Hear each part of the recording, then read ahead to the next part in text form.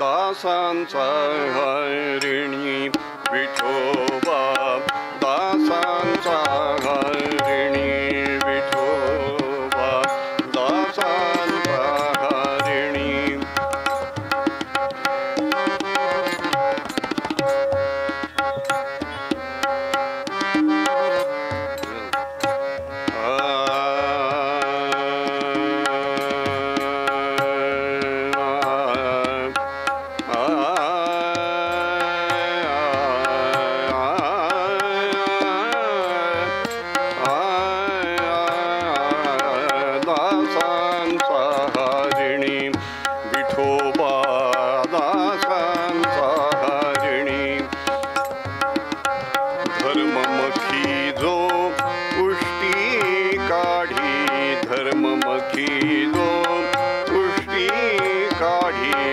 धर्ममखी जो पुष्टी काढी धर्ममखी जो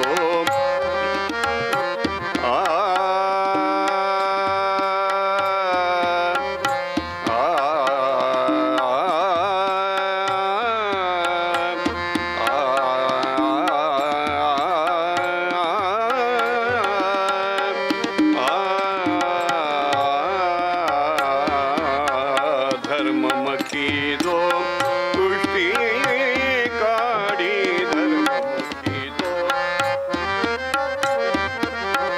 निर्जर चूडामणी विठोबा निर्जर चूडामणी विठोबा दासांचा हरिणी विठोबा दासांचा हरिणी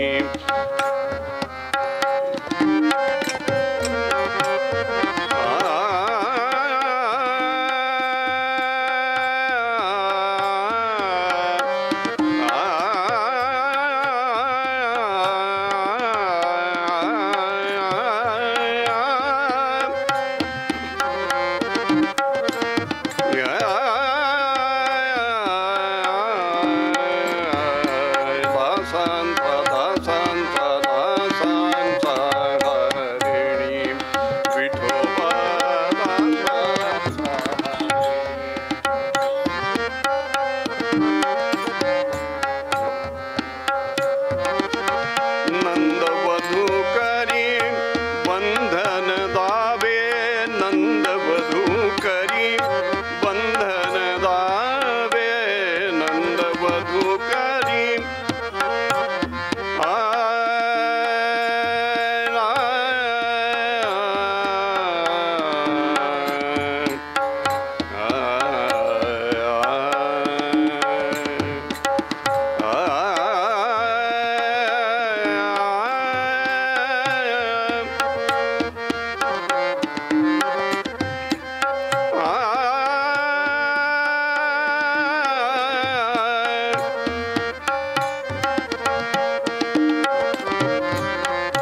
चाललाय पुरिया थोडे वादी संवादी बदलले की राग बदलतो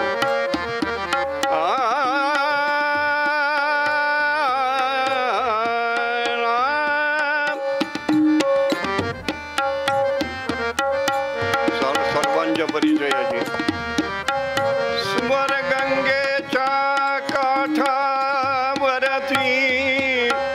वचन दिले तुम्हाला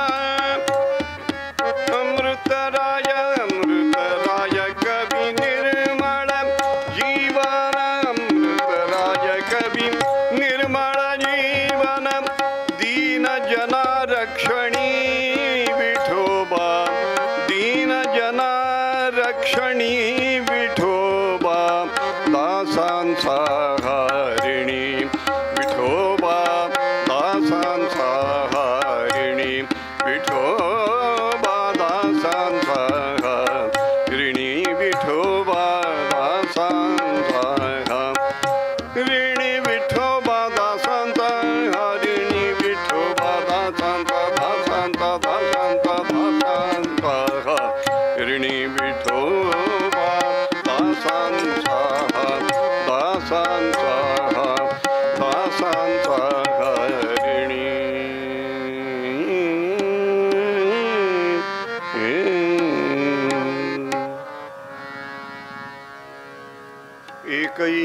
एकैकस्योपकाराय प्राणान् दास्यामि ते कपे शेषस्येहोपकाराय भवाम ऋणिनो वयम्। बोला महारुद्र हनुमान जय जय रघुवीर समर्थ। सुप्रसिद्ध संत कवी गेल्या पिढीच्या आधीच्या पिढीत नाथांच्याच गावचे पैठणचेच संत कवी अमृतराय असं त्यांचं नाव। अमृतरायांच्या जीवनाची खासियत अशी होती की अमृतरायांनी पदपदांतर तर लिहिलीच, श्लोकांची निर्मिती केली, काही स्फुट आर्याही अमृतरायांनी लिहिल्या। एवढं सगळं वैभव मराठी सारस्वतामध्ये त्यांनी भर घातली त्या वैभवाची।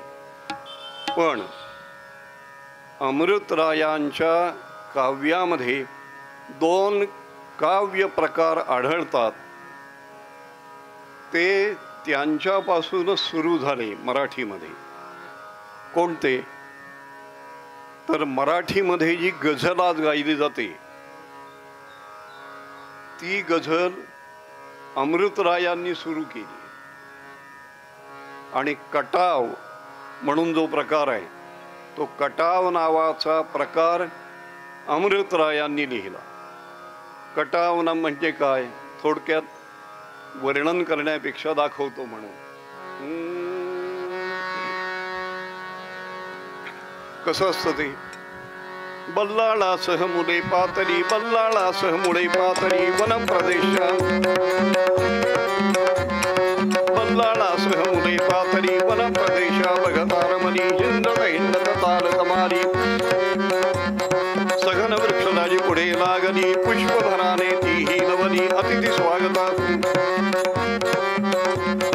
अहो वन श्री मूर्ती विसरली हिरवा पुट्याचा शालू नेसली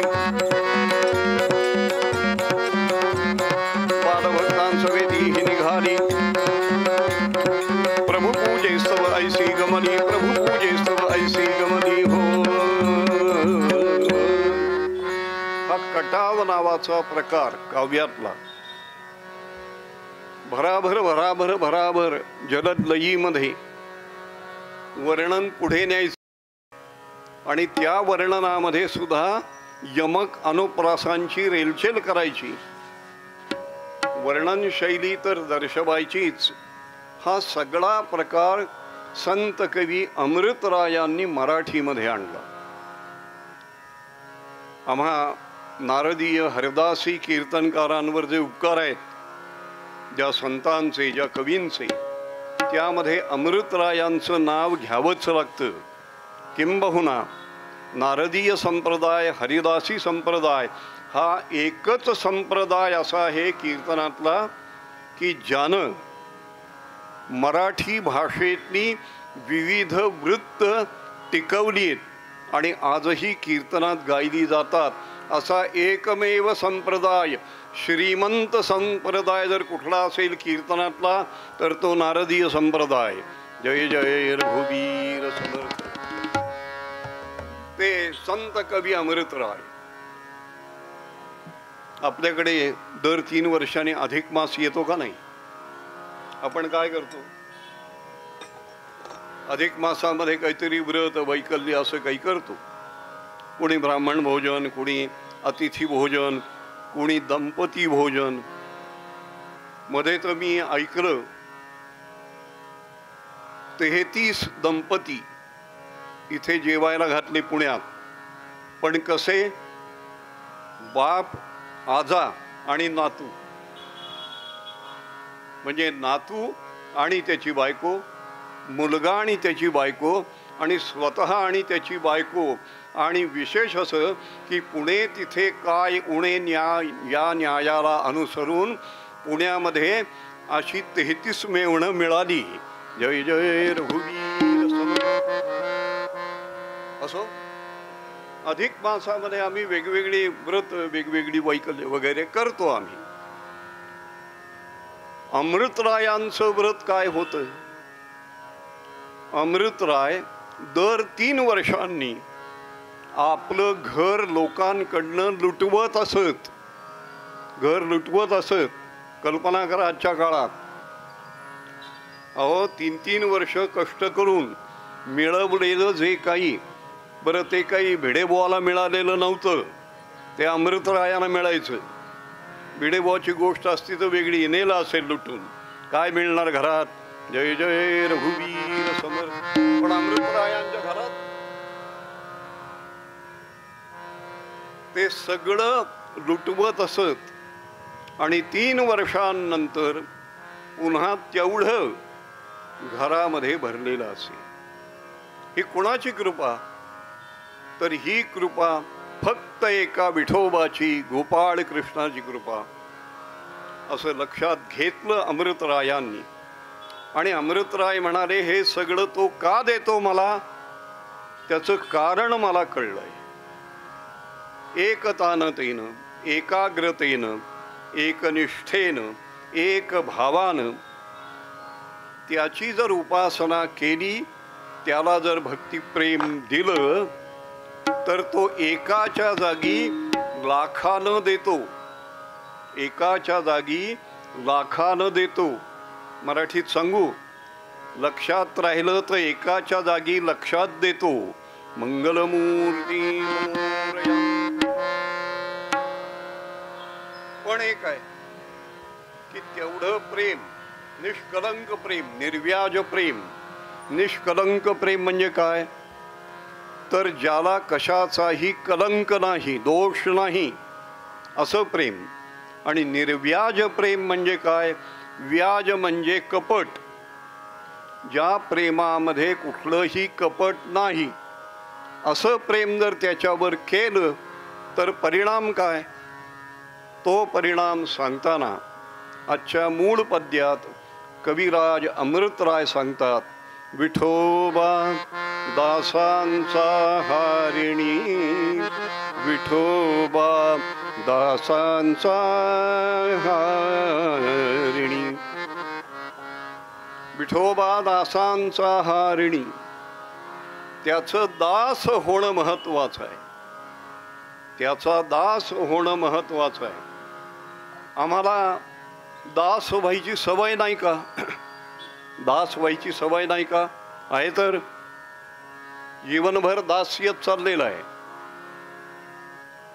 आणि आम्ही ऋणात राहतो त्यांच्या. अगदी साधी गोष्ट सांगतो. सकाळी जाग आली म्हणजे ज्यांना सकाळी जाग येते त्यांच्याबद्दल बोलतोय. सकाळ नाहीतर एकानं सांगितलं, अहो काय सांगायचं बुवा, मी पहाटे 11 वाजता उठतो. छान. त्याची पहाट 11 वाजता होती.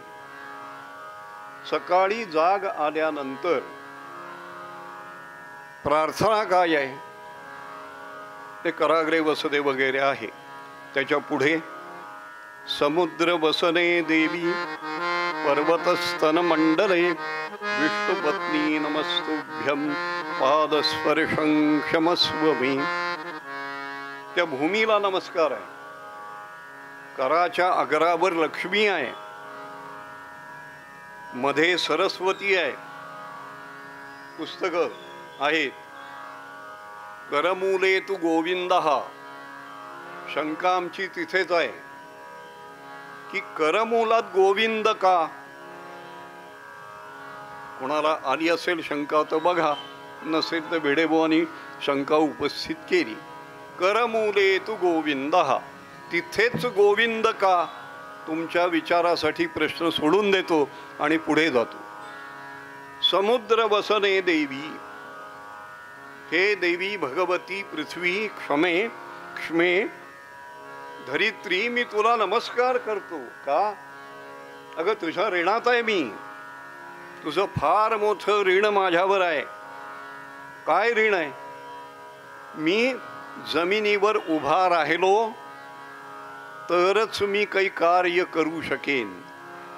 इतकंच कशाला, मी जो झोपलोय रात्रभर सुखानी, तोही देवी तू माझ्यावर उपकार केलेस म्हणून मी झोपू शकलो.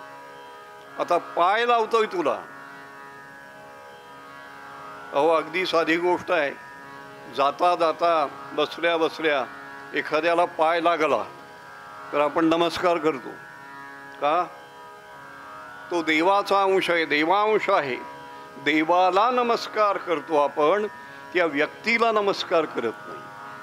पुढे जाऊन बोलतो, त्याच्या ठिकाणी असणाऱ्या देवत्वाला नमस्कार करतो, व्यक्तित्वाला नाही. मंगलमूर्ती. आता जमिनीला पाय लावायचा आहे. बरं, आम्ही जमिनीला पाय लावतो तर कमी उद्योग करतो का? नाचतो, उड्या मारतो. तुम्ही म्हणाल बुवा आता आपलं वय झालंय, आपण काय उड्या मारणार. हो, लोक आहेत सकाळी उठल्यानंतर आम्ही उड्या मारतो, नाचतो, धावतो, पळतो, जमीन खणतो. एवढ्या प्रकारानं जमिनीचा उपयोग मी करून घेतो. ती जमीन जर नसेल, ती पृथ्वी जर नसेल तर माझ्या अस्तित्वाचा आधार कमकुवत होतो. म्हणून पादस्पर्शं क्षमस्व मे. तिच्या ऋणात आहोत आम्ही. मनुष्य ऋणात नाही असं नाही. अहो ऋण, कर्ज हा आजकाल अविभाज्य भाग झालाय. अविभाज्य भाग झालाय जीवनाचा. परवा एका मुलाचं लग्न ठरता ठरता मोडलं. कारण काय? तर जी मुलगी सांगून आली होती, या मुलींच्यासाठी जास्त असतात. जर सांगितलं ना आमच्यासारख्या बुवानी की हा मुलगा योग्य आहे, देवभक्त आहे, देशभक्त आहे, हा निर्व्यसनी आहे, तर ती मुलगी म्हणते अय्या निर्व्यसनी का? हा सिगरेटचं व्यसन असणाऱ्याशीच मी लग्न कर. काय मुली तरी आहेत. अहो आज कित्येक भट भिक्षुक हे विना लग्नाचे आहेत. आणि हे आयटीन फायटी म्हणतात ना, यांना बसल्या जागेवर विकत घेतील एवढी संपत्ती त्यांच्याकडे आहे. मी तर म्हणतो ब्राह्मणाच्या मुलींना निदान एवढा तरी विचार करा की आपल्याला धोतर नेसणारा असला तरी चालेल, तो पॅन्ट घालायला लागेल एक वेळ, पण निर्व्यसनी असा मुलगा आपल्याला लग्नाला मिळेल. जय जय रघुवीर समर्थ. पण व्यसन असणाऱ्याशीच लग्न. ती मुलगी म्हणाली काय रे, तुला कर्ज वगैरे किती आहे? तो आपला बिचारा प्रामाणिक माझ्यासारखा त्यानं हात जोडले आणि सांगितलं. तो म्हणाला मला कोणाचंही कर्ज नाही, लग्न मोडलं. जय जय रघुवीर. तुम्ही म्हणाल का? त्या मुलीचा हिशेब वेगळा. ती म्हणाली ज्या अर्थी तुला कर्ज नाही याचा अर्थ समाजामध्ये तुझं क्रेडिट नाही, तुझी पत नाही.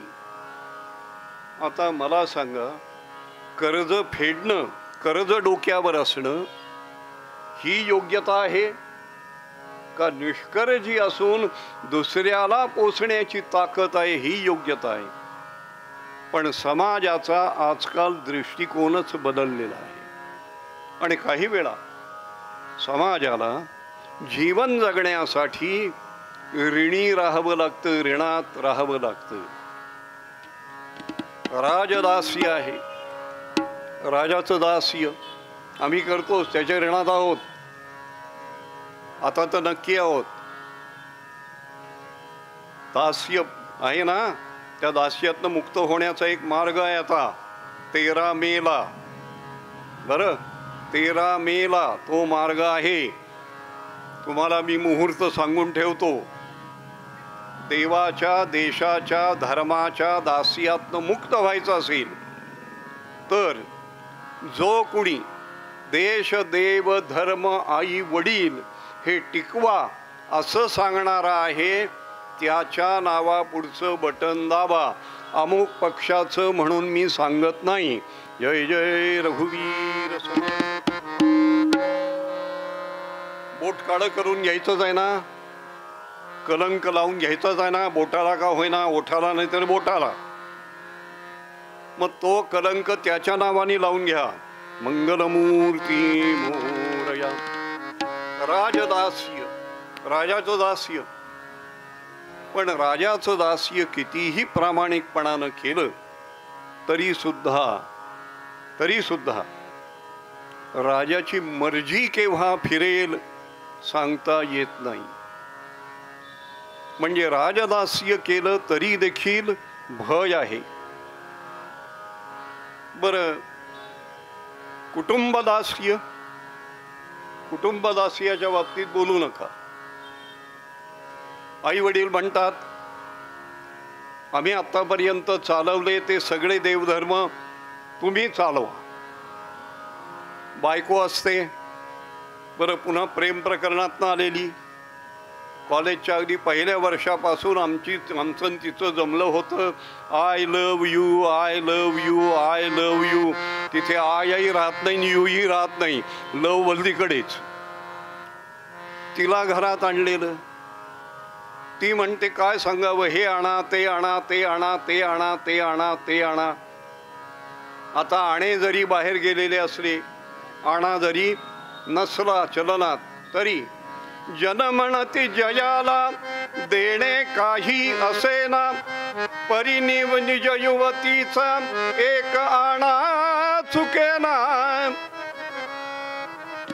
वामन पंडित म्हणाले की असं कोणी म्हणत असेल की मला कुणाचं देणं नाही, मी कुणाचं देणेकरी नाही, तरी वामन पंडित लिहितात परी निज युवतीचा.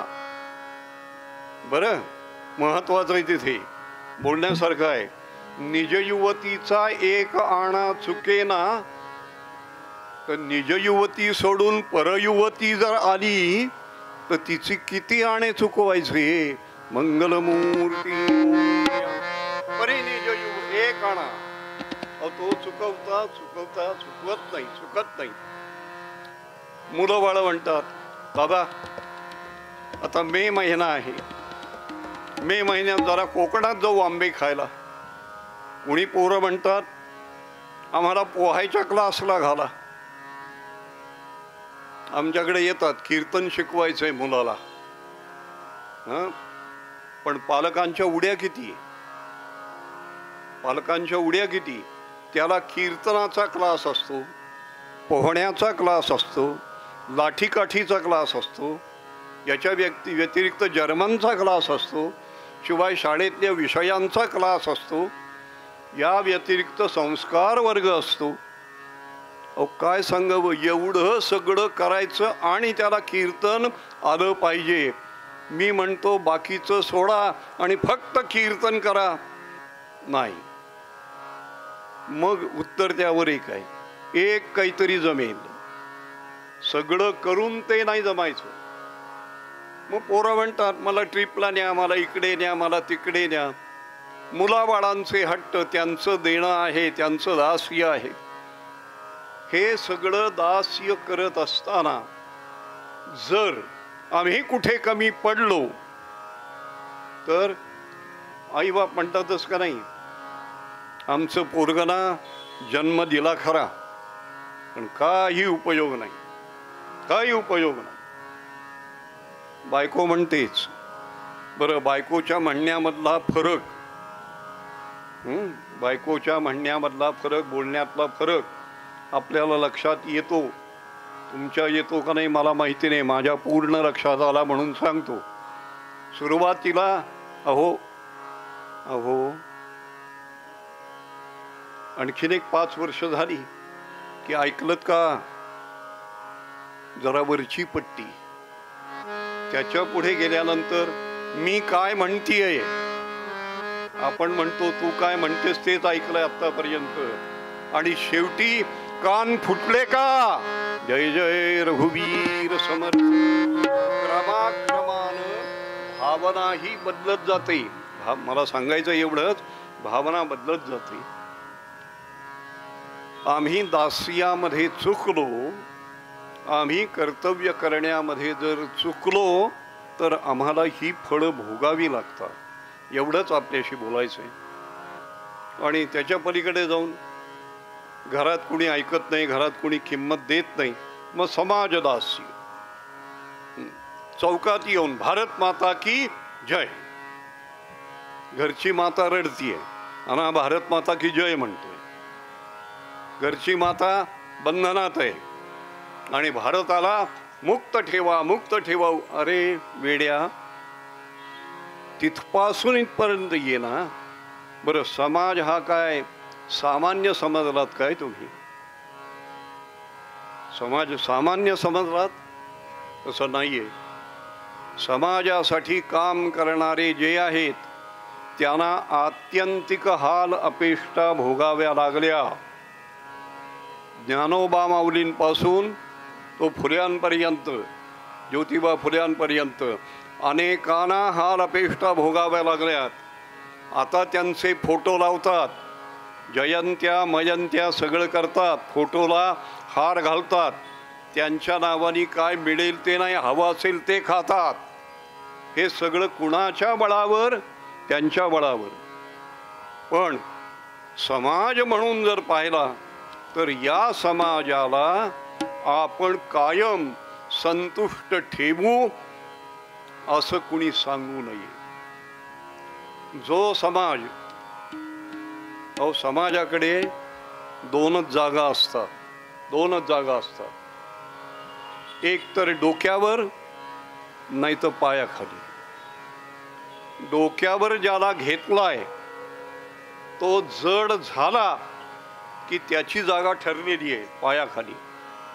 म्हणून समाजदास्य सुद्धा आम्हाला क्वचित प्रसंगी, बहुतेक प्रसंगी आम्हाला हानिकारक आहे. मग असं आहे, राजदास्य यातही तोटा आहे, कुटुंबदास्य यातही तोटा आहे, समाजदास्य यातही तोटा आहे. मग दास्य करावं कुणाचं? तर ते दास्य करावं पांडुरंगाचं, विठ्ठलाचं. ज्यानी त्याचं दास्य केलं त्या दासांच्या ऋणात हा विठोबा राहतो आणि ते ऋण चुक्त करण्याचा प्रयत्न पांडुरंग करीत असतो. तेव्हा आपण एक करावं, दास्य स्वीकारायचं ना.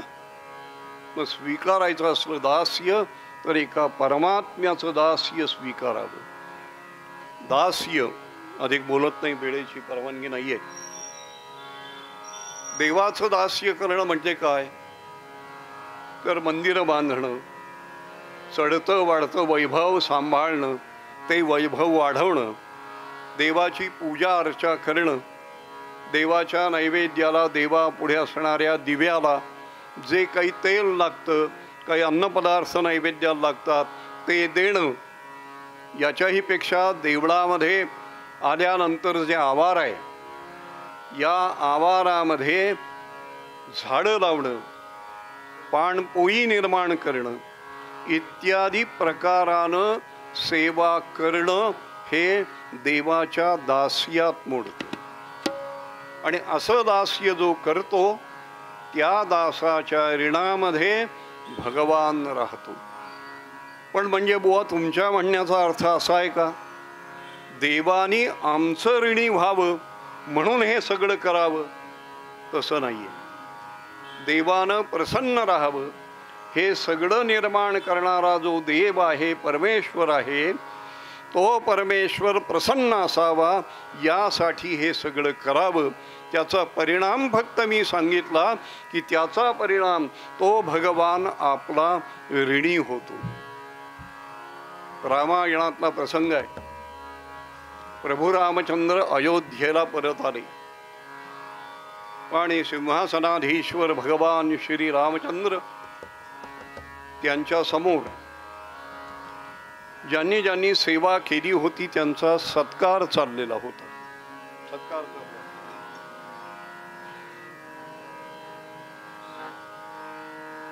एक जण लांबवर उभा होता. लांबवर उभा होता. त्याला सीता मातोश्रीनी बोलावलं. म्हणाले, ये रे. कोण होता तो? हनुमान. हनुमंता, ये रे. त्याला तो गळ्यातला रत्नाचा हार दिला वगैरे आपल्याला माहिती आहे. हनुमान त्या प्रसंगानंतर रडायला लागले. प्रभू रामचंद्रांनी जवळ घेतलं हनुमंताला.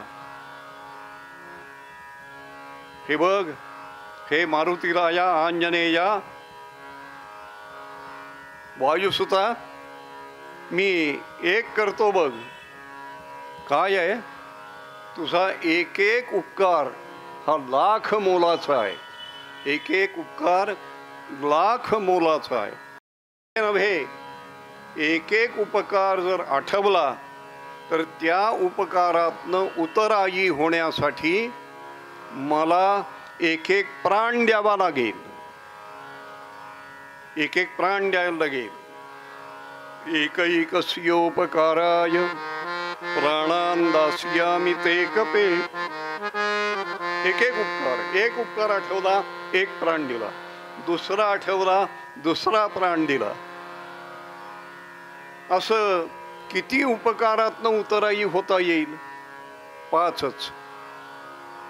कारण माझे प्राण जरी झाले तरी ते 5च आहेत. पण तुझे उपकार जे आहेत ते अनंत आहेत, लक्षावधी आहेत. 5 उपकारांसाठी 5 प्राण देईन. उरलेल्या उपकारांसाठी काय करू? ताबडतोब भगवान सांगतायत की उरलेल्या सर्व उपकारांसाठी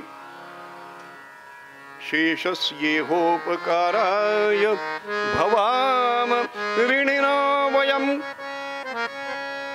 तिथे भवामः असं पद वापरलंय, म्हणजे बहुवचन आहे. भवामः ऋणिनो वयम. वयम म्हणजे आम्ही सगळे तुझ्या ऋणामध्ये राहू. मला सांगा, असा दाता म्हणा, असा ऋणी म्हणा, जगात कोणी आहे? कोणी नाही. ते ऋण मानणारा, भक्ताची योग्य ती बूज राखणारा आणि प्रसंगी भक्ताची सेवा करणारा सुद्धा असा जर कोणी असेल तर तो विठोबा आहे, भगवान आहे, देव आहे. म्हणून आजच्या मूळ पद्यामध्ये कवी अमृतराय म्हणाले, दासांचा ऋणी विठोबा, दासांचा ऋणी विठोबा.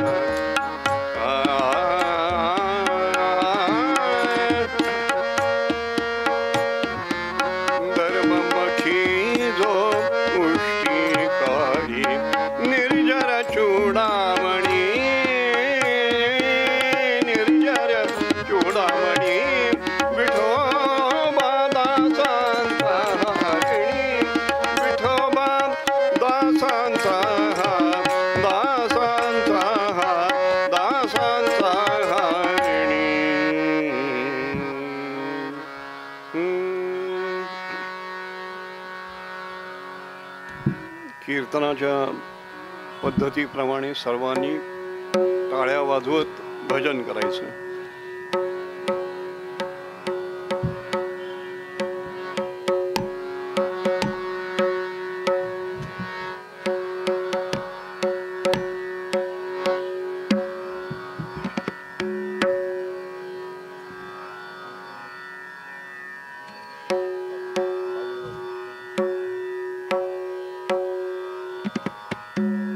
उद्याचं कीर्तन हरिभक्तीपरायण सौ तेजश्रीताई बाभुळगावकर आल्यात. आज छान कीर्तन आहे, ऐकायला या आपण अवश्यमेव एवढी विनंती करतो. भजन सांगतो आणि उत्तरंगाकडे बोलतो. शक्यतो आख्यान सांगताना असं सांगणार आहे अशा पद्धतीने की एक 10 मिनिटं आपल्याला अंदाज करत बसायला लागेल कोणाचं आख्यान आहे. राम लक्ष्मण जानकी जय बोलो हनुमान की म्हणा. काय या मंडळाची ऐपत फक्त मला माईक देण्या इतपत आहे. आत्ता तुम्हाला प्रत्येकाला माईक द्यायची ऐपत मंडळाची नाही. ज्या दिवशी येईल ऐपत त्या दिवशी आम्ही काय आग्रह धरणार नाही. तेव्हा तुमचा आवाज माझ्यापेक्षा जास्त आला पाहिजे. राम लक्ष्मण जानकी जय बोलो हनुमान की. राम लक्ष्मण जानकी जय बोलो हनुमान की. राम लक्ष्मण जानकी जय बोलो हनुमान की. राम लक्ष्मण जानकी जय बोलो हनुमान की. राम लक्ष्मण जानकी जय बोलो हनुमान की. राम लक्ष्मण जानकी जय बोलो हनुमान की. राम लक्ष्मण जानकी जय बोलो हनुमान की. राम लक्ष्मण जानकी जय बोलो हनुमान की. राम लक्ष्मण जानकी जय बोलो हनुमान की. राम लक्ष्मण जानकी जय बोलो हनुमान की. राम लक्ष्मण जानकी जय बोलो हनुमान की. जानकी जीवन स्मरण जय जय राम. महारुद्र हनुमान की जय. जय जय रघुवीर समर्थ सद्गुरुनाथ महाराज की जय. देवर्षि नारद महाराज की जय. मंगलमूर्ती मोरया.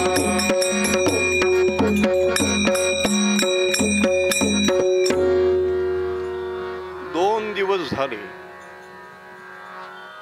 मी विचार करतीये हे कोणत्या विचारात आहेत. बरं, सकाळी उठल्यापासून रात्री झोपेपर्यंत एका जागी काही जास्त वेळ बसणं नाही, एका जागी जास्त वेळ थांबणं नाही, सारखं चाललेलं आहे या पुरुषाचं. बरं, घरात तसे दोघेच पती आणि पत्नी. सकाळी जागा झाल्यावर तोंड धुतलं, दूध घेतलं की महालामध्ये येऊन उभा राही, आड्याकडे बघे, विचार करत बसे, पुढे चालायला लागे. चालत चालत मार्ग सोपा म्हणून सोप्यावर येई, मार्ग सोपा म्हणून सोपा जवळ करी, तिथे हाताची घडी घालून उभा राही. पुन्हा पुढे अंगणात जाई, अंगणातनं भर भर भर भर भर भर चालत चालत स्वयंपाक घरापर्यंत येई. स्वयंपाक घरात आजच्या काळात एक 2-5 मिनिटं थांबला, परत बाहेर. ती विचारती, अहो काय चाललंय तुमचं हे? मी कालपासून बघतीये. तुम्ही बाहेर जाताय, आत येताय, स्वयंपाकघरात जाताय, मध्ये सौदावर म्हणजे बाल्कनीमध्ये, गच्चीमध्ये जाताय, परत खाली येताय धडधड धडधड करत, पुन्हा अंगणामध्ये जातायत. लोक वेडा म्हणतील तुम्हाला. हो, मी वेडा झालोय. लोकांना काय म्हणायचं ते म्हणू दे, मला काही सुचत नाहीये.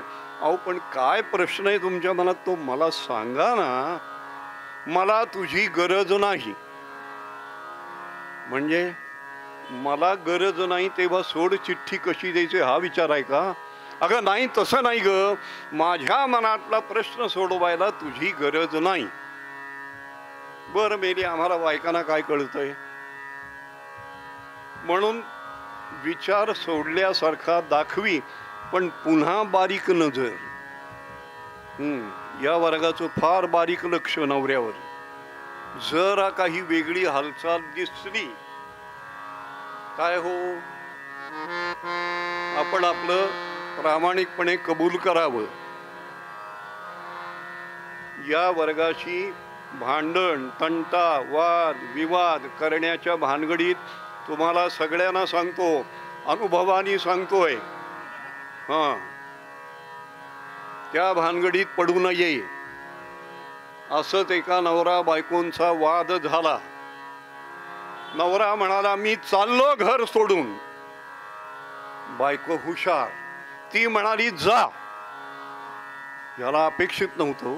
ती म्हणाली जा, कारण तिला माहिती होतं सकाळी 8 वाजता जरी गेला ते दुपारी 12 वाजता कुठेतरी हॉटेलामध्ये खानावळीत खाईल, पण संध्याकाळी 5 वाजता चहा घ्यायला घरी येईल. जा जा, निघालोच. का हो, पण एक करा, तुम्ही गेलात कुठे जाणार? आता तो त्यातल्या त्यात बरा बोलणारा होता म्हणून तो म्हणाला मी स्वर्गात जाईन. होय अगं बाई, तुम्ही स्वर्गात जाणार? काय आनंद आहे. पण का हो, स्वर्गात गेल्यावर तुम्हाला तिथे कोण मिळणार? अप्सरा मिळणार, अप्सरा. होय बाई बाई बाई बाई. आणि मी स्वर्गात गेले तर मला काय मिळेल? तो म्हणाला माकड. काय भाग्य तुमचं. अहो तुम्हाला इथेही अप्सरा, तिथेही अप्सरा, आम्हाला मेलं स्वर्गात माकड.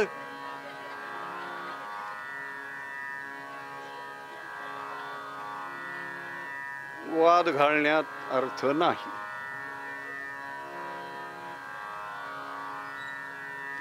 तेव्हा कुठे जाताय काय काही विचार नाही. आणि एवढ्यात अहो हे कपडे बदलून आले. अहो कुठे चाललात तुम्ही? हे बघ, मला ऋण फेडायचंय, कर्ज फेडायचंय. होय, आणि कर्ज फेडायचंय तो हा वेश? मग त्याला काय होतं? अहो काय तो वेश आहे? पंचा काय नेसलायत, खांद्यावर पंचा काय टाकलाय, डोक्यावर टोपी काय ठेवली आहेत, कपाळाला गंध काय लावलंय? तुम्ही ज्याच्याकडे त्याचं कर्ज फेडायला जाणार आहात त्याला वाटेल का तरी तुम्ही कर्ज फेडायला आला आहात का कर्ज घ्यायला आला आहात? जय जय रघुवीर. म्हणाले तुला करायचंय काय? तो विषय आमचा दोघांचा आहे. म्हणजे मी नको येऊ बरोबर? अजिबात नको. तू आलीस तर सगळं काम विस्कटेल, बिघडेल. तू येऊ नकोस. अगो बाई, आता याच्यापूर्वी प्रत्येक वेळेला मला तुम्ही बरोबर नाही, या वेळेला नेणार नाही. बरं जाताय कुठे ते तरी सांगा. मी ना लांब चाललो. अहो लांब म्हणजे कुठे ठिकाण काही असेल का? नाही, मी महाराष्ट्रात चाललोय. महाराष्ट्रात? अहो हां, बेतानी. बरं बेतानी. महाराष्ट्रात निवडणुकांचं वारं आहे. कुठेही प्रचाराला जाऊ नका. अहो काय सांगायचं, महाराष्ट्राच्या राजकारणाचा निकाल लावलाय, चोथा केलाय, तुम्हाला सांगते मी. अहो एकाच घरातले 2 पक्ष, एक पुतण्याचा एक काकाचा, दुसरा पक्ष आहे तो एक चुलत भावाचा, तिसरा पक्ष आणखीन चुलत भावाचा, एक अनुयायाचा, एकच पक्ष तिथे धड चाललाय. फक्त त्याचं हेडक्वार्टर मजबूत आहे म्हणून राजाधिराज रामचंद्र सांगितलं कुणी मी निवडणुकीच्या कामाला चाललोय? नाही, मी आपलं सांगते मेली. बर जा, पण गेल्यानंतर आजकाल पत्र येत नाहीत वेळेवर. तारा हल्ली करण्याचं प्रमाण कमी आहे. तारा म्हणताना तारा तारा तारा म्हटलं तरी एकही तार तारणारी नाही. एक करा, मोबाईल घेऊन जा, मोबाईल घेऊन जा आणि मोबाईलवरनं फोन करा. पोचल्यावर फोन करायला वेळ झाला नाही, व्हॉट्सॲप मेसेज करा. व्हॉट्सॲप मेसेज करायला रेंज नसेल, SMS करा, पण कळवा. हो म्हणाले, कळवतो, हरकत नाही. आणि म्हणून नेसूला पंचा अशा वेशामध्ये हा पुरुष निघाला, हा पती निघाला. मजल दर मजल करीत करीत करीत करीत महाराष्ट्रामध्ये आला. आणि महाराष्ट्रात ज्याच्याकडे जायचं होतं त्या सद्गृहस्थाच्या, सत्पुरुषाच्या अंगणामध्ये येऊन उभा राहिला. प्रातःकालची वेळ, सूर्य नुकताच उगवतोय. बुवालाही ध्यान ठेवावं लागतं, पूर्व ही आहे का ही आहे, नाही तर पूर्वती उगवतोय सूर्य इकडे बुवाच्या कीर्तनात. जय जय रघुवीर. पूर्वेला भगवान सूर्यनारायण उगवतोय. त्याची मखमली सुवर्णमय किरण या पृथ्वीला प्रमुदित करतायत. झाडाझाडांवर पक्षी किलबिल करतायत. कोटरामध्ये पक्षी एकमेकाला हाक मारतायत. आता जगाचे सगळे व्यवहार सुरू व्हायची वेळ जवळ आलेली आहे. गावातली गोधनं गोपालांनी आता नदीच्या किनारी न्यायला सुरुवात केलेली आहे. त्या गोधनाच्या गळ्यात असणाऱ्या क्षुद्र घंटिकांचा नाद अनेकांच्या कानाला सुख देतोय. डोईवर घट घेतलाय, कमरेवर घट घेतलाय. ललना पाणी भरण्यासाठी, जलभरणासाठी नदीच्या जलाशयाच्या तीरावर निघालेल्या आहेत. अहो, इतकंच काय, कोकिलांचं मंजू मधुर पूजन सुरू झालेलं आहे. भक्त मंडळी परमेश्वराच्या मंदिरात येत आहेत. घंटानाद होत आहेत. त्या घंटानादाच्या आवर्तनाबरोबर वर्तन बदलतंय. वर्तन बदलताना नर्तन सुरू होतंय आणि त्या नर्तनातनं कीर्तन प्रकट होतंय. जय जय रघुवीर. असा तो मंगलमय काळ. बटू मुलं हातामध्ये पाणी घेतलंय.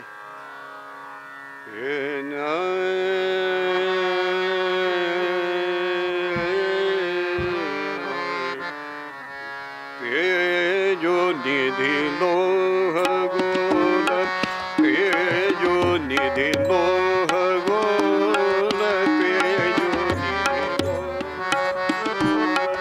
भास्कर घे गगन राज, भास्कर घे गगन राज.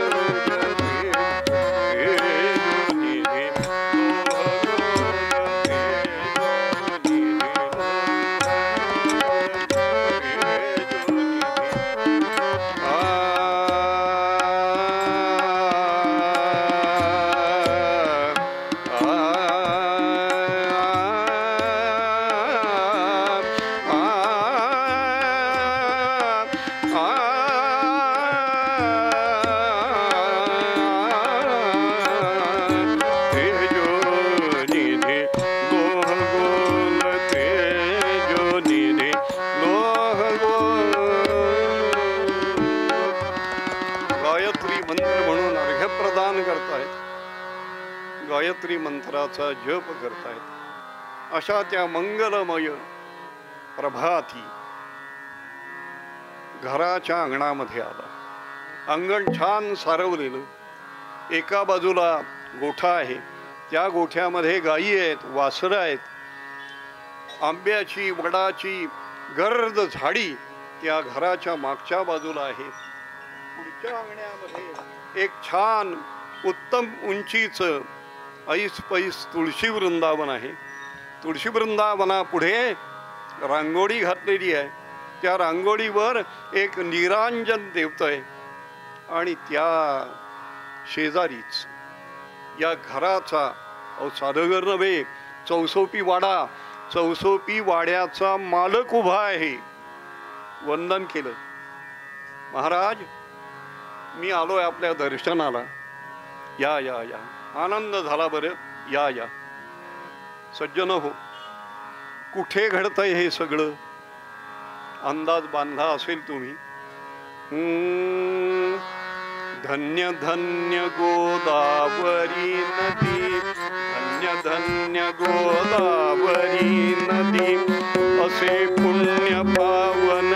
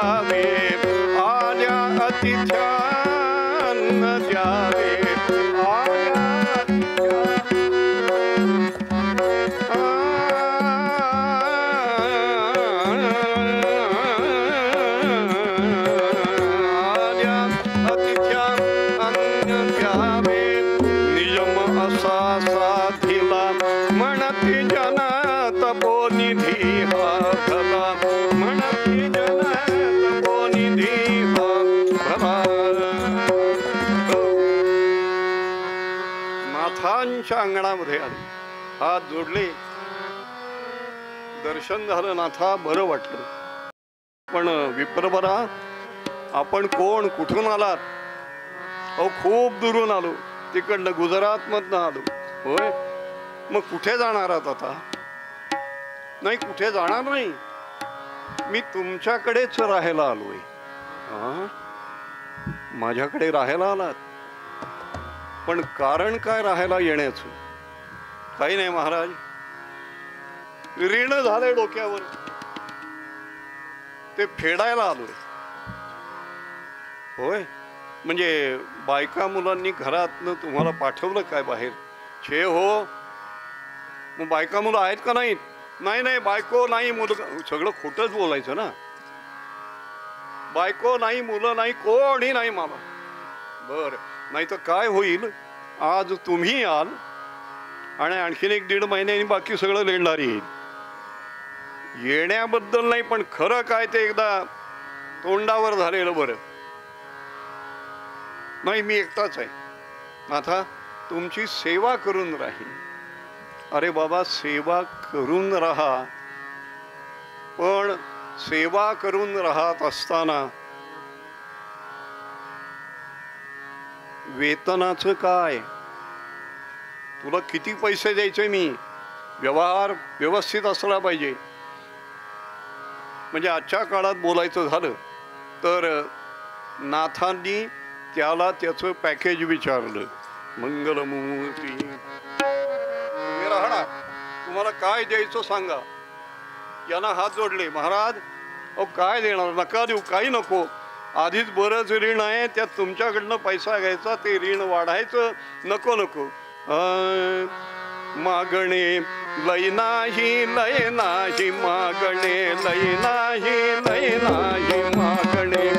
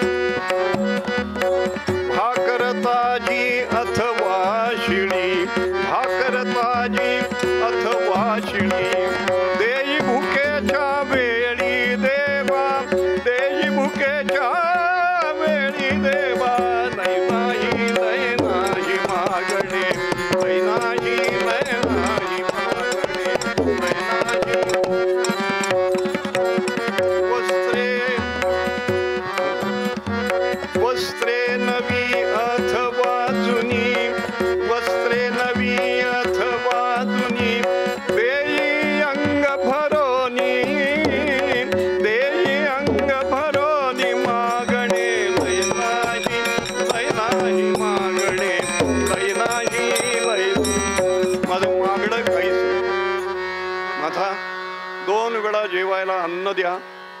तुमची जुनी फाटकी तुटकी तुम्हाला नको असलेली धोत्र उपरणी मला द्या. त्यात मी संतुष्ट आहे. मी सेवा करीन. हे बघ, हे सगळं तुझं मी ऐकून घेतलं, पण माझं एक तुला ऐकलं पाहिजे. ओ 1 का 10 ऐकीन. हे बघा भटजी बुवा, तुमचं लग्न झालेलं नाही असं तुम्ही म्हणा. हो खरं आहे ते. नाथांनी एकदा बदवून घे. खरंय, होय ना. मग तुम्ही जेव्हा इथून जाल, बरं, तुम्ही जेव्हा इथून जाल तेव्हा एखादी चांगली सुशील मुलगी बघून आम्ही तुमचं लग्न लावून देऊ. भगवान गोपाल कृष्ण महाराज. हो, मनात विचार केला. त्या 16,000 आहेतच, त्यातही 108 आहेत. त्यात या दोघी बायका आणखीन काय, पण आता बोलून चुकले होते किंवा चुकून बोलले होते. ठीक आहे, हरकत नाही. सेवा करशील? हो करीन. काय सेवा करशील? तुम्ही सांगाल ते काम करीन. पण मज न लगे सर्वथा वेतन,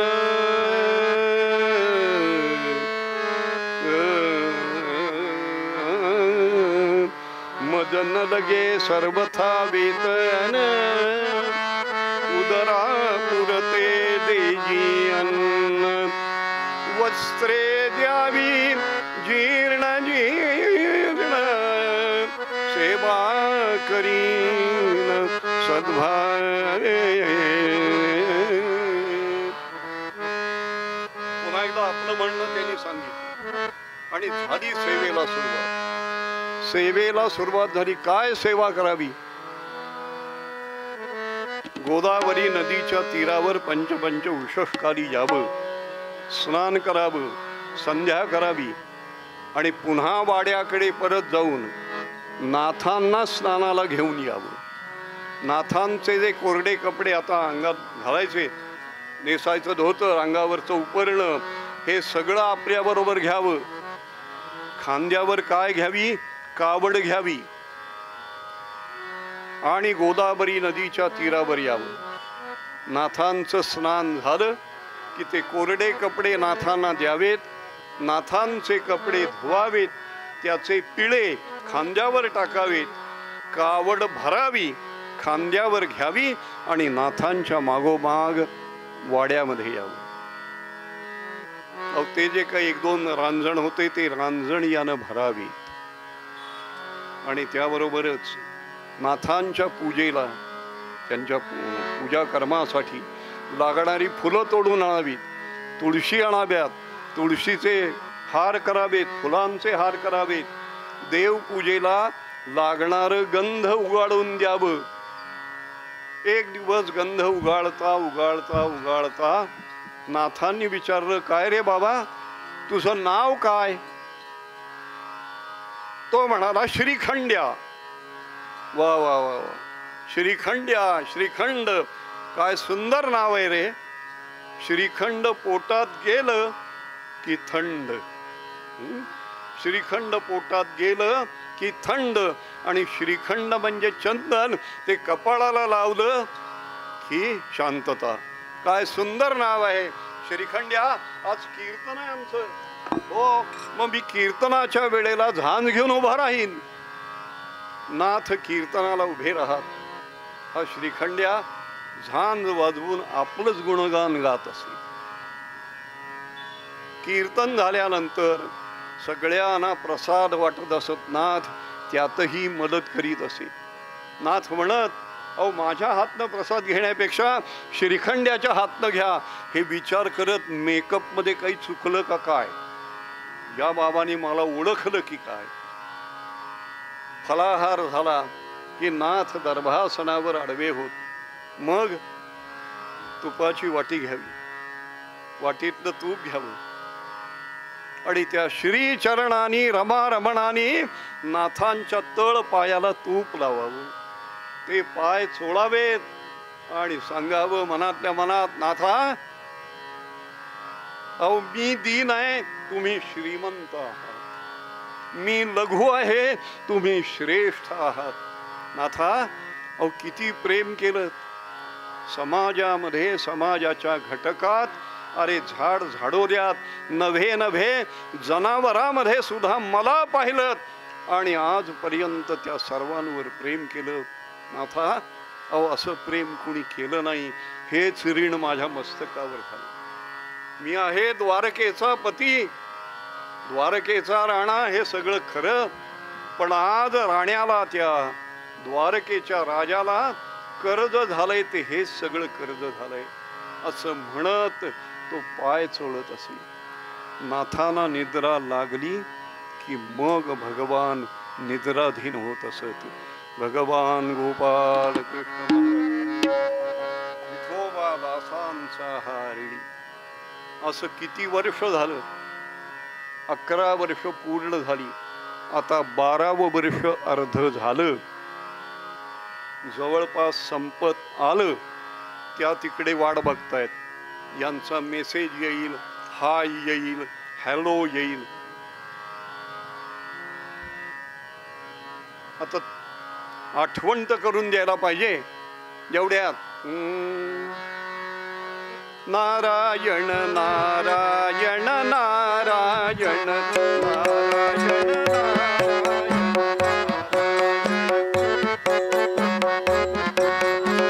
नाम तुझे अति पावन, नाम तुझे अति पावन, नारायण नारायण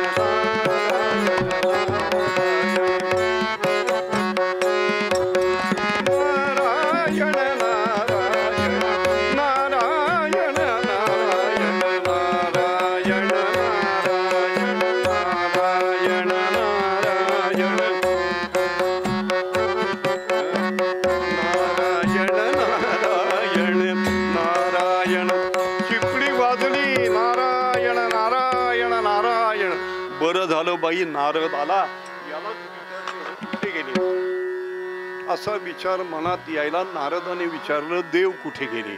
जय जय रघुवीर. म्हणजे नारदा तुम्हाला माहिती नाही? अहो मी त्रैलोक्य भ्रमण करणार आहे आणि देव तुमच्या इथे उभे. मग तुम्हाला माहिती देवांचा पत्ता का मला माहिती? नारदा, आत्ताच्या घडीला, आत्ताच्या क्षणाला यांचा पत्ता तुलाच माहिती असेल. म्हणजे तुला माहित नाही नारदा? गेली 11 11.5 वर्ष झाली हे इथून निघून गेलेत. म्हणजे काय भांडण तंटा झाला? नाही रे नारदा, भांडण तंटा झाला असता तर समजले असे, पण काहीच नाही. अचानक एका सकाळी म्हणाले मला जायचंय, मी चाललो. कुणातरी भक्ताकडे जायचंय वगैरे असं वाटलं मला, ऋण फेडायला जायचंय. हा, तुम्हाला एकच सांगतो, एका भक्ताकडे तुमचे यजमान गेलेले आहेत. अहो पण नारदा मला सांगायचं नाही का? कसं सांगतील तुम्हाला? ती मनात भरली आहे ना बया. हा, नारदा म्हणजे हे आहे का तिथे? तर तुम्हाला काय हा गोपालकृष्ण झाला वाटला? हे बघा, एरवी तुम्हाला बरोबर घेऊन जातो का नाही? हो. आत्ता नेलं का? नाही. का? हे सगळं प्रकरण होतं म्हणून. जय जय रघुवीर. म्हणजे नारदा नक्की काय? अहो ती इतकी आवडली आहे, इतकी आवडली आहे, इतकी आवडली आहे. का आवडली आहे मला माहिती नाही. नारदांनी तेवढं काय ते सांगितलं. का आवडती ती मला माहिती नाही, पण आवडती आहे, आवडती आहे. तिला खांद्यावर घेऊन हिंडतायत. खांद्यावर घेऊन? हो. आणि केव्हा ते पण सांगतो. पहाटेच्या वेळी नदीच्या काठावर कुणी नाही, घाटावर कुणी नाही, आसपास कुणी नाही. अशा वेळेला खांद्यावर घेऊन निघतात आणि नदीच्या काठी येतात. पुढचं मी न सांगितलेलं बरं देवी. अगो बाई, हे नव्हतं मला माहिती. नावडती ती कुठं आहे? अहो आवडती स्कंधावरी. ती आवडती खांद्यावर घेतलीये आणि तुम्ही नावडती पायापाशी ठेवलीये. अगो बाई बाई बाई बाई, एवढा अपमान नव्हता हो आजपर्यंत केला. झालाय अपमान, आता काय करायचं त्याला? सांगा नारदा, ते परत येतील असा काही उपाय सांगा. नारदांनी हात जोडले. अहो तो उपाय जर मला माहिती असता तर मीच नसतो का आणायला गेलो. ते तुमचं तुम्ही बघा, मी चाललो. नारायण नारायण. निघाले नारद. देवींच्या लक्षात आलं, आज जवळजवळ 12 वर्ष एक ब्राह्मण भगवंताचं सगुण साकार दर्शन व्हावं म्हणून उपासना करीत होता. त्या ब्राह्मणाच्या स्वप्नामध्ये जाऊन दृष्टांत दिला आणि सांगितलं, जाझणी नाथ गृहा ब्राह्मणा, जाझणी नाथ गृहा ब्राह्मणा, जाझणी नाथ गृहा. तेथे असतो हो मुनी साकर, मिळेल तैसी खामुनी भाकर. देतो तो तृप्तीचा ढेकर, कौतुक हेची पहा ब्राह्मणा, जाझणी नाथ गृहा ब्राह्मणा, जाझणी. जा जा जा जा जा. आणि तो ब्राह्मण मदन महाराज नावाचा, तो तिथून निघाला. बुवाच्या घड्याळात वेळ नाही. नाथांच्या अंगणामध्ये येऊन उभा राहतोय. तो घाटावरनं यांनी त्याला पाहिला होता, कारण यालाच पत्ता विचारला होता, नाथ कुठे राहतात? अरे तुला करायचंय काय? नाही, मला त्यांच्याकडे जायचंय. त्यांच्याकडे श्रीखंड्या नावाचा नोकर आहे, तो द्वारकेचा राणा भगवान श्रीहरी आहे, त्याचं दर्शन घ्यायचंय. हे म्हणाले, ब्राह्मणा तुझं काय डोकं फिरलंय? अरे द्वारका सोडून तो बर हरकत नाही, असा असा जा, तिथे तुला भेटेल तो, बर का. म्हणून या मदन महाराजाला पिटाळलं तिकडे. आणि भगवान आता पाणी कसं न्यायचं याचा विचार करत गोदावरीच्या तीरावर बसलेले आहेत. इकडे नाथांच्या वाड्यात येऊन या मदन महाराजांनी सगळा वृत्तांत सांगितला. नाथांनी हात जोडले. अहो मी साधा सेवक त्या नारायणाचा, तो कशाला माझ्याकडे येईल? नाही हो, माझ्याकडे आलेला नाही. अहो तुमच्याकडेच आलाय. जे काही 5-7 सेवक होते त्यांना सांगितलं, बघा रे श्रीखंड्या कुठे आहे बघा. तोपर्यंत सूर्याचं ऊन चांगलंच तापलेलं होतं. सगळे सेवक आले घाटावर बघायला. आता यांच्यापासून वाचायचं आणि पायाला बसणारे चटके, या दोन्ही मध्ये भगवान श्रीहरी गुंतले. हा श्रीखंड्या गुंतला. इकडून तिकडे तिकडून इकडे, या घाटावरनं त्या घाटावर. बरं आसपास झाड झाडोरा काही नाही. त्या तिकडनं म्हणतायत, काय आता बरं वाटतंय ना? इथे चांगले होतात. आता नाचा त्या गोदावरीच्या वाळवंटामध्ये. पायाला चटके बसतायत, डोक्यावर आग ओकणारं ऊन आहे, आणि असा तो श्रीखंड्या आपल्याला लपवण्याचा विचार करतोय. हे सगळे परत आले. सांगितलं नाथा, कुठेच तो सापडत नाही हो. मग हे काय, जर हा भगवान माझ्याकडे नोकरीला आलेला आहे तर मी त्याला साकडं घालणं योग्य आहे. देवा, हे परमात्मन, हे परमकृपाळा दयाळा, कुठे लपून बसलास रे? सांग, कुठे लपून बसलास? देवा, मला का फसवलंस? वेगळ्या रूपात का आलास? कपट कसे केले माधवा, कपट कसे केले माधवा, मजला फसविले माधवा, मजला माधवा, कपट कसे केले माधवा, कपट कसे माझ्या गृहीचा हो बुनिदास, माझ्या गृहीचा हो बुनिदास, केले हीनहीन कामास, केले हीनहीन कामास.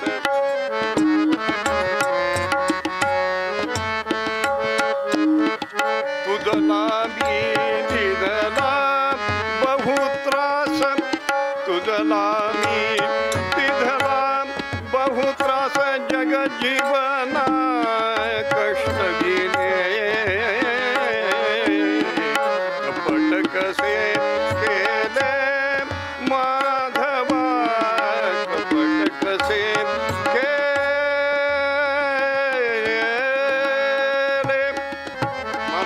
कपट केलंस रे, कपट केलंस. आता एक कर, प्रकट हो, नाही तर हा मदन महाराज 12 वर्ष तप केलेला, तुझं दर्शन इथे झालं नाही तर हा प्राण देईल. आणि त्याने प्राण दिला म्हणून मला प्राण द्यावा लागेल.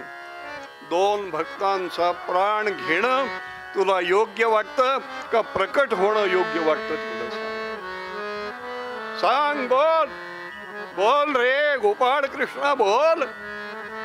तेवढ्यात आलो आलो आलो, थांबा, आलो थांबा, असा आवाज आला. देव घरात आले. बरं, देव घरात आले आणि देव घरातनं बाहेर आले. कळलं तर बघा, नाही तर सोडून द्या. देव घरात आले, देव घरातून देव घरात आले. पण कसे आले?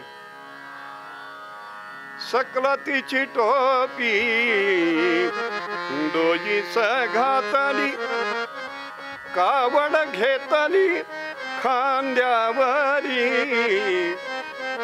नेसलासे पंचा गुडघ्यापर्यंत, ऐसा रमाकांत लीला. प्रकट झाला. खांद्यावर कावड घेतलेली आहे, हाताला गंध लागलेला आहे आणि त्या चंदनाचा आणि गळ्यातल्या वैजयंती माळेचा सुगंध सगळीकडे दरवळतो. नाथांनी नमस्कार केला, त्या मदन महाराजांनी नमस्कार केला. मदन महाराजाला देवाचं दर्शन झालं. मदन महाराज म्हणाले, बस आता मी निघतो. पण नाथ म्हणाले, हे बघ, तू 12 वर्ष उपासना केली आहेस म्हणून तुझं आडनाव आजपासून उपासनी असं होईल. जय जय रघुवीर समर्थ. हे जे निजामपूरकर कीर्तनकार होते ना, हे त्या घराण्यातले आहेत. इकडे देवाकडे वळले नाथ. देवा, हे का केलं तुम्ही? हे सगळं कशासाठी केलं? हात जोडले. नाथा, अहो, तुमचं ऋण माझ्या मस्तकावर झालंय, ते फेडण्यासाठी मी हा उपाय योजला. काही ऋण बाजूला गेला असेल, पण बरंच ऋण अजूनही माझ्या डोक्यावर आहे. आणि खरं सांगू नाथा, जो खरा भक्त आहे, चराचरात भगवान पाहतो आणि त्या चराचराची सेवा करतो, त्याच्या सेवेला मी धावत येतो. नाथा, तुमचा सहवास घडला, माझ्या मनात होतं ते पूर्ण झालं, आता मी निघतो. नाथ म्हणाले, निघालात कुठे? थांबा, मी तुम्हाला एक वचन दिलंय. केव्हा? तुम्ही आलात त्या दिवशी. अहो, पण आता 12 वर्ष झाली त्याला. देवा, तुम्ही विसरला असाल, मी नाही विसरलो. कोणतं वचन? आठवण करून देतो. देवा, तेव्हा मी म्हटलं होतं की तुम्ही जेव्हा इथून जाल तेव्हा तुमचं मी लग्न लावून देईन. मी कपाळावर हात मारला. हो, कशाला लक्षात ठेवलं ते? आता काय लग्न लावायचंय माझं? ती वाट बघतीये घरी. ते काय असेल ते तुम्ही बघा, पण मी तुमचं लग्न लावून देणार. जरा थांबा नाथा, लग्न विग्न काही लावून देऊ नका. मग आमच्या वचनाचं काय? एक करा. श्रीमद भागवतामध्ये रुक्मिणी स्वयंवर नावाचा कथाभाग आहे. तो सगळा कथाभाग तुम्ही ओवीबद्ध करा मराठीमध्ये. तो ज्या दिवशी पूर्ण होईल त्या दिवशी आमचं लग्न लागलं. तुम्ही तुमच्या वचनातनं मुक्त झालात. असा हा भगवान धर्ममखी जो उष्टी काढी निर्जर चूडामणी, असा भगवान हा दासांचा ऋणी होत असतो. हे सांगत असताना आजच्या मूळ पद्यामध्ये अमृतराय म्हणाले,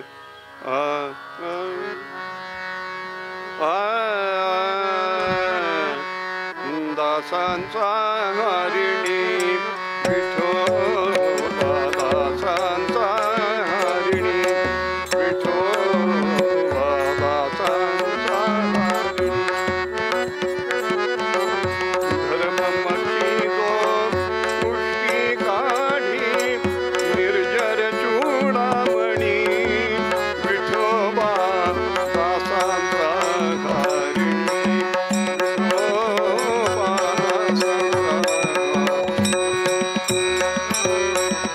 अमृतराय कवी निर्मळ जीवन दीन जला रक्षणी, विठोबा दासांचा ऋणी, विठोबा दासांचा ऋणी, विठोबा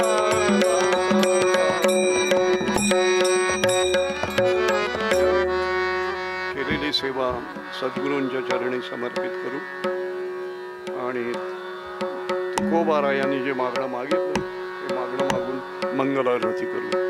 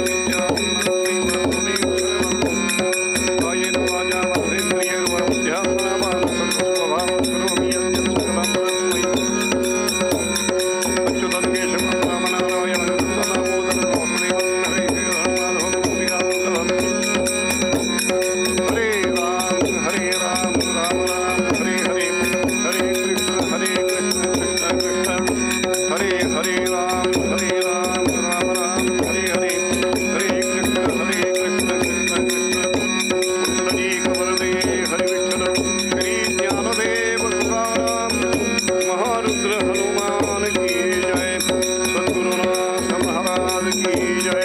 जय जय रघुवीर समर्थ मंगल मूर्ति मोरया, नमः पार्वती पदे हर हर महादेव। सदा सर्वदा योग तुझा घडावा, तुझे कारणी देह माझा पडावा। उपेक्षू नको गुणवंता अनंता, रघुनायका मागणे।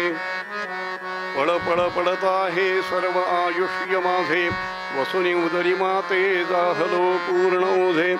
अधीन करीत सेवा मी तुझी रे अनंता, विषयी विरत झालो तुझी आहे सत्राता। सद्गुरुनाथ महाराज की जय। एक निवेदन करायचं आहे, येत्या 16 तारखेला 16 मेला सायंकाळी 5 वाजता भिडेबुवाचं कीर्तन बालगंधर्व रंगमंदिरामध्ये आहे।